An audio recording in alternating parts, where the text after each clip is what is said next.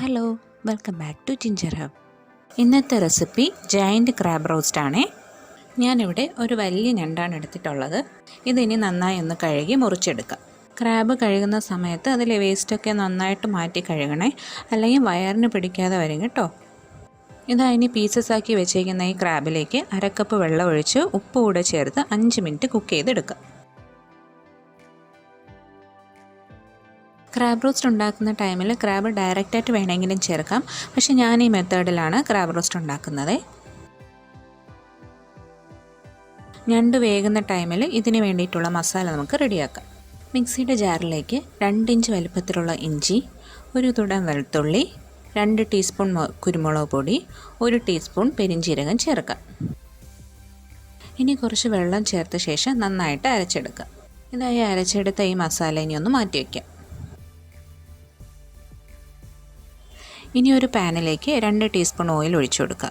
അതിലേക്ക് അരച്ചു വെച്ചിരിക്കുന്ന മസാല പേസ്റ്റ് ചേർത്ത് പച്ചമണം മാറുന്ന വരെ ഒന്ന് കുക്ക് ചെയ്തെടുക്കുക.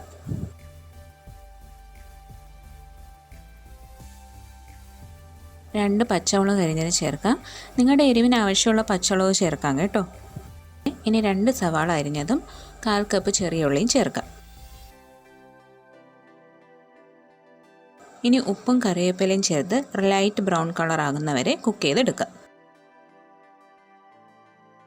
ഇതൊക്കെ ഇപ്പോൾ നന്നായിട്ട് കുക്കായി വന്നിട്ടുണ്ട്.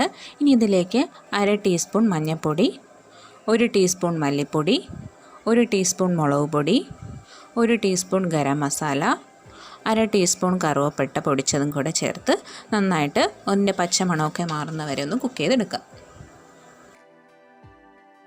അതിനുശേഷം ഒരു തക്കാളി അരിഞ്ഞത് ചേർക്കാം. തക്കാളി ചേർത്തതിന് ശേഷം 2 മിനിറ്റ് ഒന്ന് അടച്ച് ചെയ്ത് കുക്ക് ചെയ്യാം.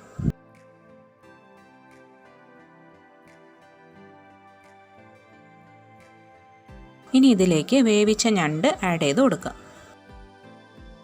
ഇനി ഞണ്ടിലേക്ക് ഈ മസാലയൊക്കെ നന്നായിട്ട് മിക്സ് ചെയ്തെടുക്കാം. അതിനുശേഷം ഒരു 1/4 കപ്പ് ചൂടുവെള്ളം ഒഴിച്ച് 5 മിനിറ്റ് മീഡിയം ഫ്ലെയിമിൽ കുക്ക് ചെയ്തെടുക്കാം. ഇതായിപ്പോൾ ക്രാബിൽ മസാലയൊക്കെ പിടിച്ച് നല്ല പാകത്തിനായിട്ടുണ്ട്. ഇനി ലാസ്റ്റ് കുറച്ച് മല്ലിയിലയും കറിവേപ്പിലയും ചേർത്ത് 2 മിനിറ്റ് അടച്ച് കുക്ക് ചെയ്യാം. ഈ ചാനൽ ഫസ്റ്റ് ടൈം കാണുന്നവരാണെങ്കിൽ സബ്സ്ക്രൈബ് ചെയ്യാനും ബെല്ലൈക്കൺ ക്ലിക്ക് ചെയ്യാനും മറക്കല്ലേ. എന്നാലും ഞാൻ ഇടുന്ന എല്ലാ വീഡിയോസിൻ്റെ നോട്ടിഫിക്കേഷൻ നിങ്ങൾക്ക് കിട്ടുള്ളൂ. ഇതാ നമ്മുടെ ടേസ്റ്റി ക്രാബ് റോസ്റ്റ് റെഡി ആയിട്ടുണ്ട്. അപ്പോൾ വീട്ടിൽ ഞണ്ടൊക്കെ വാങ്ങുന്ന ടൈമിൽ ഈ ഒരു മെത്തേഡിൽ ക്രാബ് റോസ്റ്റ് ഉണ്ടാക്കി നോക്കണേ, എല്ലാവർക്കും ഇഷ്ടമാവും.